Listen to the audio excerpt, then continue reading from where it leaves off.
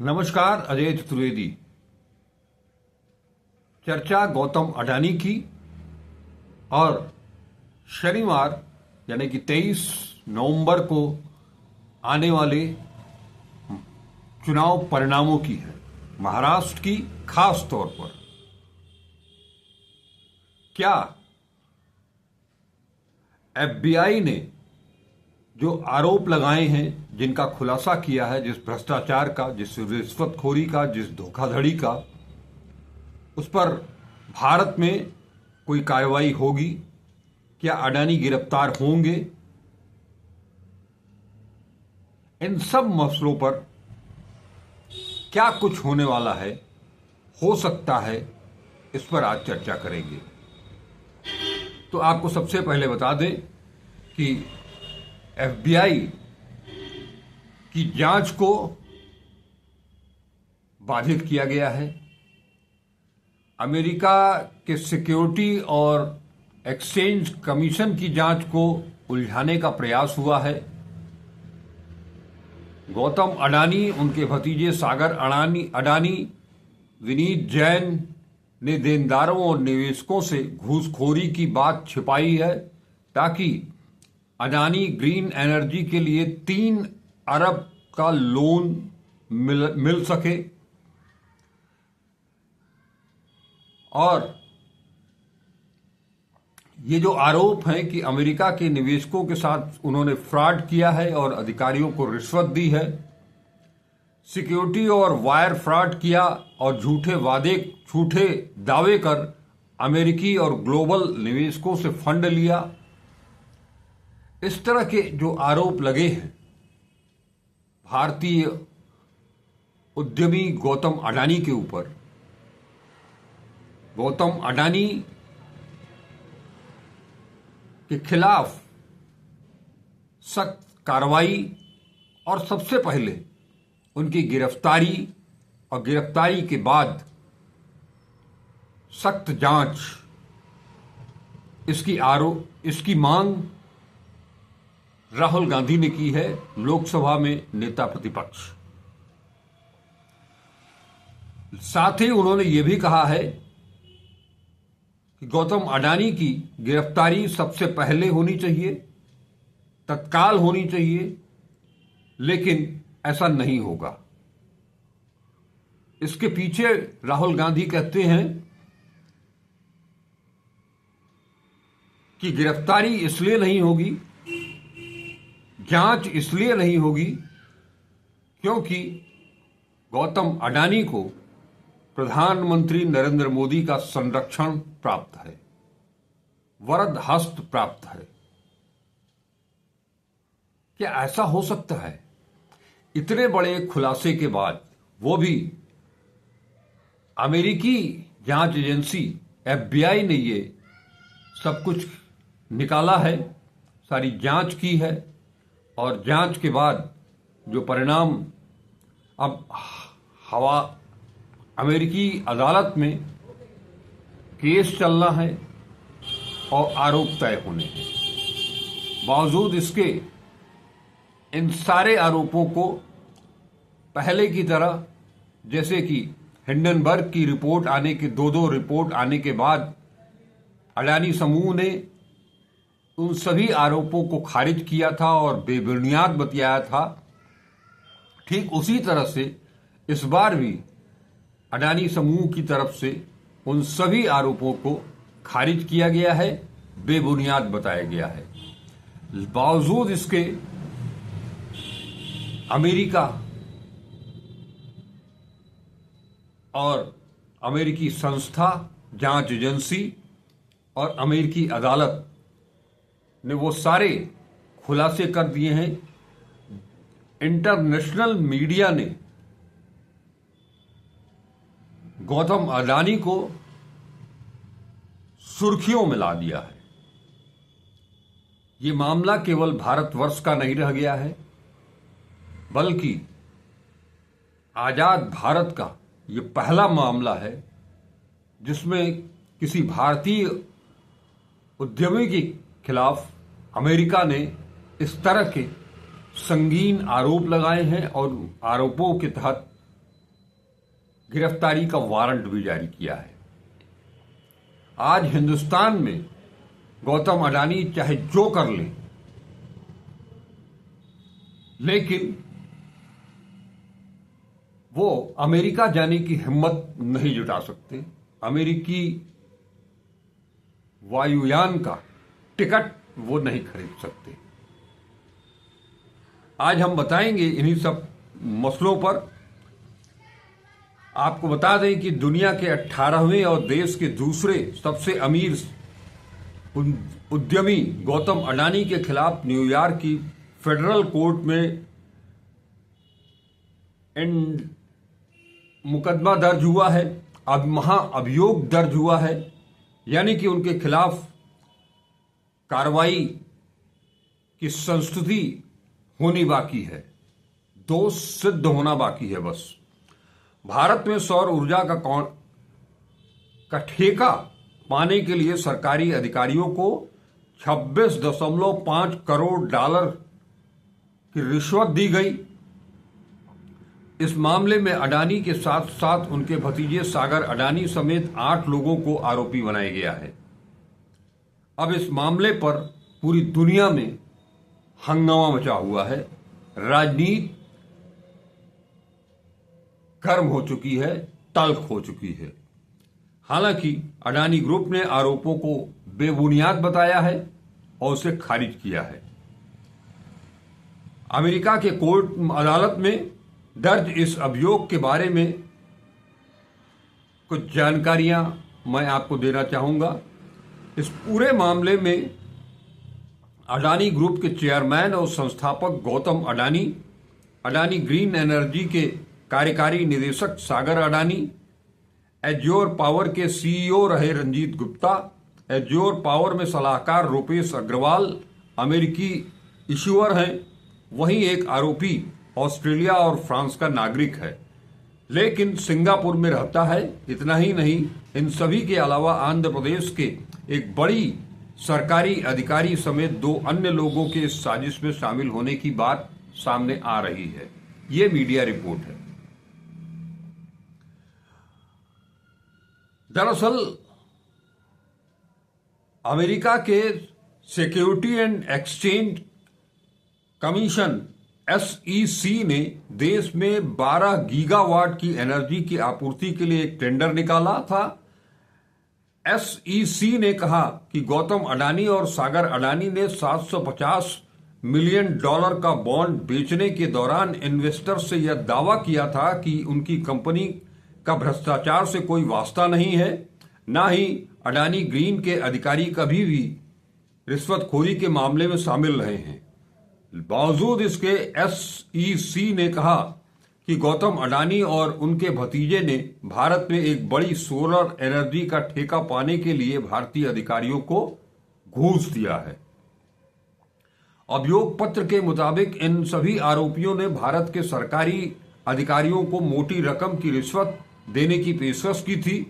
कुल राशि करीब $250 मिलियन थी। आंध्र प्रदेश की बिजली वितरण कंपनी के अधिकारी को अकेले 1750 करोड़ रुपए देने की पेशकश की गई थी। जब अधिकारियों को रिश्वत देने का वादा कर दिया तो 2021 से 2022 के बीच कुछ राज्यों की बिजली वितरण कंपनियां बिजली खरीदने को मान गई।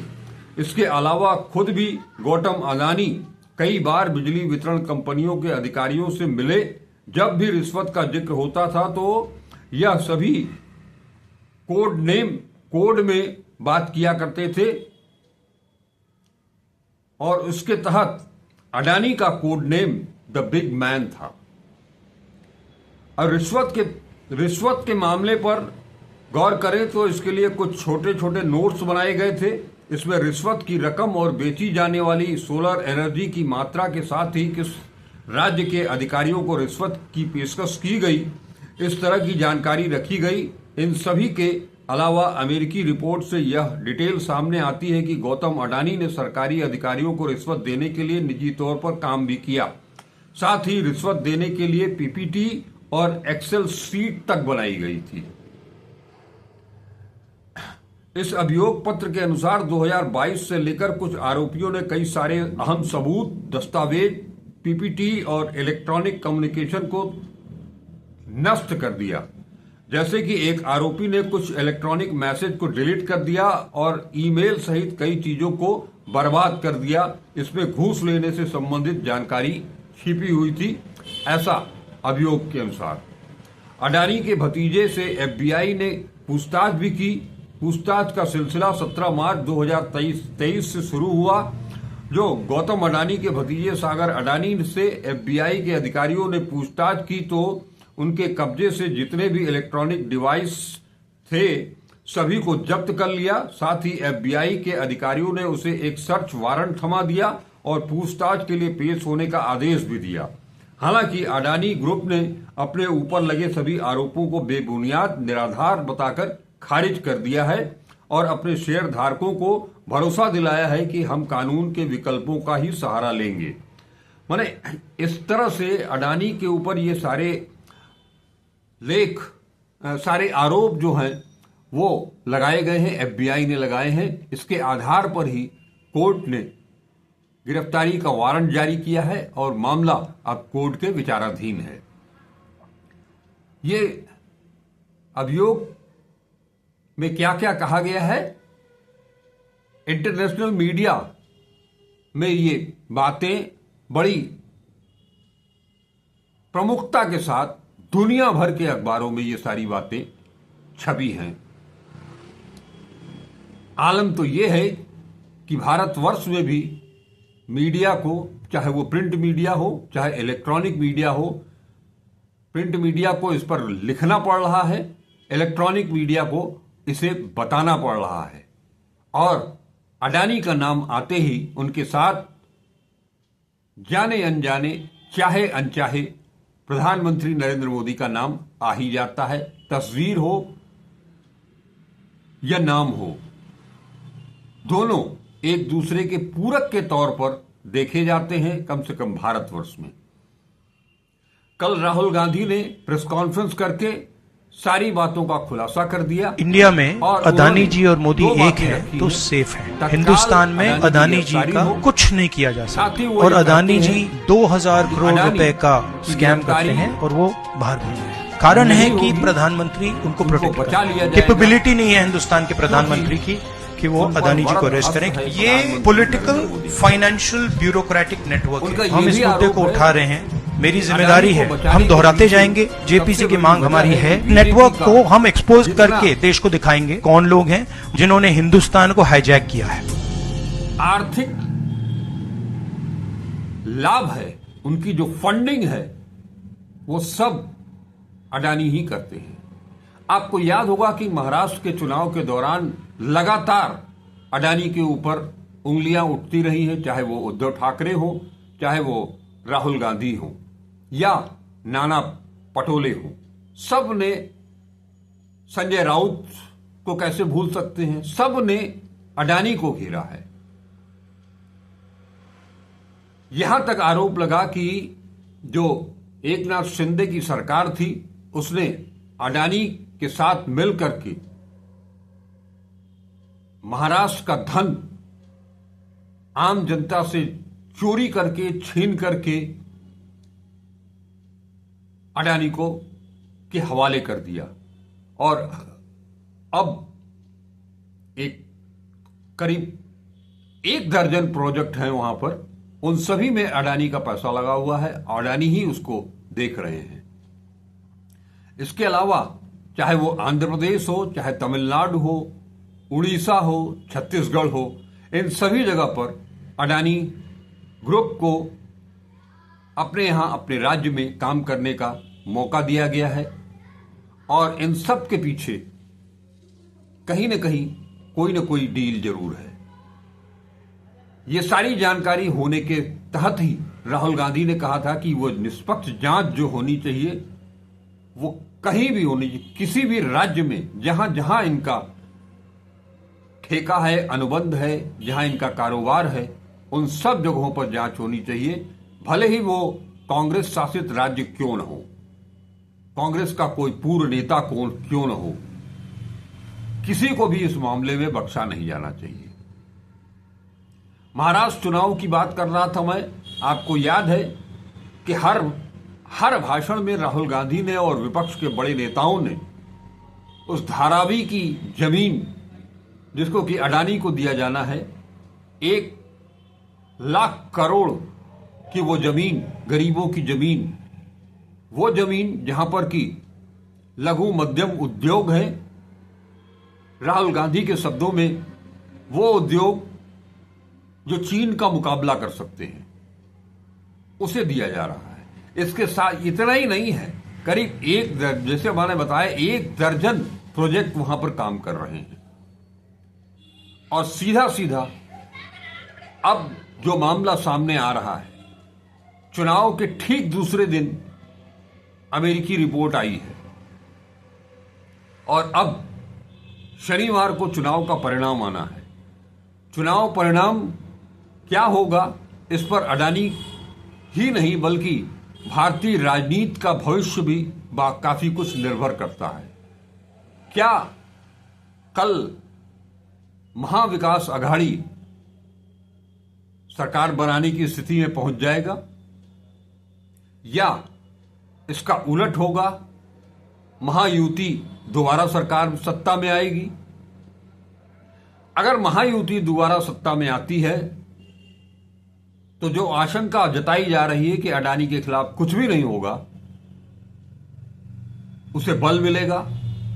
लेकिन अगर महाविकास अघाड़ी कल चुनाव जीत करके सत्ता हासिल करने की स्थिति में पहुंच जाती है तो उद्धव ठाकरे, राहुल गांधी की जोड़ी एक बड़ा खेल करने जाएगी। अडानी के खिलाफ महाराष्ट्र में, मुंबई में ही बड़ी कार्रवाई हो सकती है और यह होना तय है।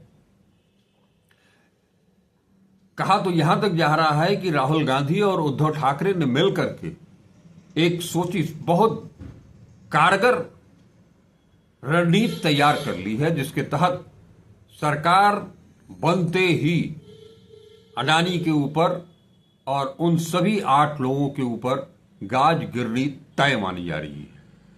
और यह भी कहा जा रहा है कि चाहे वो कांग्रेस और बीजेपी के बीच जहां सीधी टक्कर थी, शरद पवार और अजीत पवार के बीच जहां सीधी टक्कर थी, उन सभी जगहों पर यह माना जा रहा है कि महाविकास अघाड़ी का पलड़ा भारी है।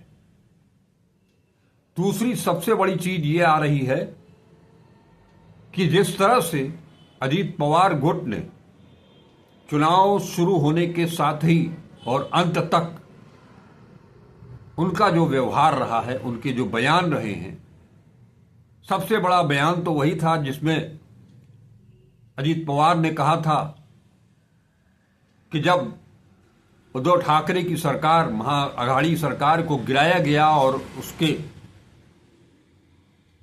नई महायुति की सरकार का गठन होना था, तो उस रणनीति बनाने वाली बैठक में गौतम अडानी भी शामिल थे। तो यानी ये स्पष्ट तभी से हो चला है कि गौतम अडानी न केवल राज्यों को, केंद्र सरकार को, केंद्रीय एजेंसियों को अपने पाले में मिला करके, खरीद फरोख्त करके अपने व्यापार को आगे बढ़ा रहे हैं, अपने धंधे को आगे बढ़ा रहे हैं। एक एक करके मुंबई एयरपोर्ट से लेकर के, बंदरगाह से लेकर के और सोलर एनर्जी से लेकर के, हाईवे से लेकर के, तमाम सारी चीजें जिस तरह से सारा कुछ उन्होंने अपने हाथ में कर लिया है, उसके तहत ये एक तरह से कहीं न कहीं से इस बात का अंदेशा तो लग रहा है कि ये सब कैसे हुआ। इसका जवाब FBI की रिपोर्ट में आता है कि उन्होंने दिल्ली से लेकर के और जहां जहां जिन जिन राज्यों में उन्होंने अपने नेटवर्क फैलाए, वहां के अधिकारियों को रिश्वत दी। रिश्वत देने का ये जो मामला है, अमेरिका से पहले आपको याद होगा कि सबसे पहले ये मामला कोयला को लेकर के ऑस्ट्रेलिया से उठा था और महीनों तक ऑस्ट्रेलिया में गौतम अडानी का विरोध हुआ था। बांग्लादेश की अदालत गौतम अडानी के प्रोजेक्ट पर के खिलाफ जांच बैठाने का आदेश दे चुकी है। केनिया सरकार ने एयरपोर्ट का जो मामला है, अडानी के साथ जो डील थी, उसको लगभग निरस्त कर दिया है या एकदम से निरस्त कर दिया है। श्रीलंका भी इसी लाइन पर चल रहा है और ये आरोप बार बार लग रहे हैं कि ये जो प्रधानमंत्री विदेश दौरों पर जाते हैं और द्विपक्षीय वार्ता के दौरान जो कुछ भी दूसरे राष्ट्राध्यक्षों से उनकी बातचीत होती है, उस बातचीत के दौरान अडानी के कारोबार को वहां स्थापित करने के लिए एक म्यूचुअल अंडरस्टैंडिंग बनाई जाती है, जिसके तहत अडानी दुनिया भर में अपना कारोबार फैलाते चले जा रहे हैं। ऑस्ट्रेलिया से उठा ये गुबार श्रीलंका, बांग्लादेश, केनिया और अब अमेरिका ने सब कुछ इसको साफ साफ कर दिया है। तो क्या FBI की रिपोर्ट, अमेरिकी अदालत का वो वारंट, महाराष्ट्र का चुनाव परिणाम क्या कुछ घुल खिलाएगा? ये कल शाम तक काफी कुछ पर्दा हट जाएगा, तब हम आपसे फिर मिलेंगे। नमस्कार, अजय चतुर्वेदी एक निवेदन के साथ कि वीडियो को पूरा देखें, लाइक करें, सब्सक्राइब करें, ज्यादा से ज्यादा शेयर करें। नमस्कार, अजय चतुर्वेदी।